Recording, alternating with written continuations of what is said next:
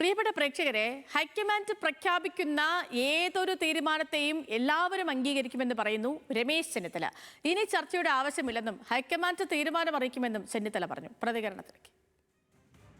Congress high command എടുക്കുന്ന ഏതൊരു തീരുമാനത്തെയും കേരളത്തിലെ എല്ലാ കോൺഗ്രസ് പ്രവർത്തകരും UDF പ്രവർത്തകരും അംഗീകരിക്കും എന്നുള്ളതാണ് എൻ്റെ പൂർണ്ണമായ വിശ്വാസം. ഞങ്ങൾക്ക് പറയാനുള്ള കാര്യങ്ങളൊക്കെ കോൺഗ്രസ് ഹൈക്കമാൻഡ് കേട്ടു. തീരുമാനം അവിടുന്ന് വരണം. ആ തീരുമാനം നമ്മൾ കാത്തിരിക്കുകയാണ്. ആ തീരുമാനം എന്തായാലും അത് എല്ലാവരും ചേർന്ന് നടപ്പാക്കും. ഇനി ചർച്ചയുടെ ആവശ്യമില്ല, ചർച്ചയെല്ലാം കഴിഞ്ഞു. അർജുൻ വിവരങ്ങളുമായിട്ടുണ്ട്. അർജുൻ, അപ്പം ചർച്ചയൊക്കെ കഴിഞ്ഞു, ഇനിയിപ്പം ഹൈക്കമാൻഡിനെ കാണേണ്ട ആവശ്യമൊന്നുമില്ല, ഒരു തീരുമാനത്തിന് വേണ്ടി കാത്തിരിക്കുന്നു എന്ന് ഈ പ്രതിസന്ധിയിൽ ആക്കിയ നേതാക്കളിൽ ഒരാളായ രമേശ് ചെന്നിത്തല തന്നെ പറയുകയാണ്. പക്ഷേ ഇതിലെ വിഷയം എന്തെന്ന് വെച്ചാൽ ഹൈക്കമാൻഡ് ഒരു തീരുമാനം പ്രഖ്യാപിക്കുന്നില്ല.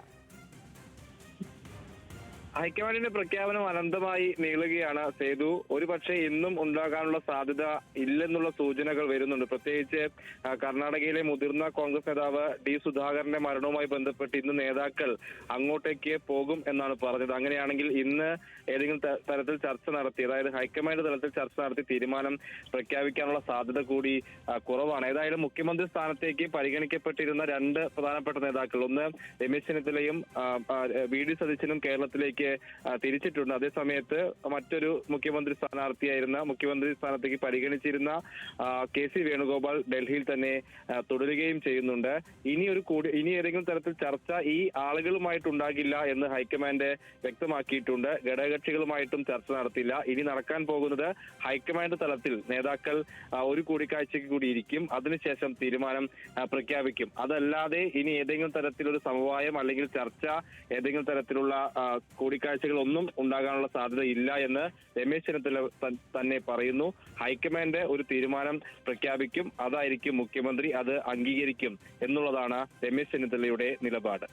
ഓക്കെ, ശരി ശരി അർജുൻ. ഇപ്പൊ നേതാക്കളൊക്കെ ഹൈക്കമാൻഡിന്റെ തീരുമാനത്തിന് വേണ്ടി കാത്തിരിക്കുകയാണ്. ചർച്ചകൾക്കൊന്നും ഇനി കാര്യമില്ല, ചർച്ചകളൊക്കെ കഴിഞ്ഞു, ഇനിയിപ്പോൾ അവർ പറയട്ടെ. പക്ഷെ അവർ പറയുന്നില്ല അല്ലേ. രാഹുൽ ഗാന്ധി ഇവിടെ ഇല്ല, മല്ലികാർജ്ജുൻ ഖാർഗെ ഇല്ല, പ്രിയങ്ക ഗാന്ധി ഒന്നിലും ഇടപെടുന്നില്ല. പിന്നെ എല്ലാം അറിയുന്ന KC ആണെങ്കിൽ ഈ പ്രതിസന്ധിയിലുമാണ്. ഈ വിഷയത്തിൽ അദ്ദേഹവും പിന്നോട്ടൊന്നുമില്ലാതെ അങ്ങനെ നിൽക്കുകയാണ്. അപ്പം ഹൈക്കമാൻഡ് പറയുന്നതനുസരിച്ച് കാര്യങ്ങൾ നടക്കട്ടെ, നമുക്കും അതിനു വേണ്ടി കാത്തിരിക്കാം.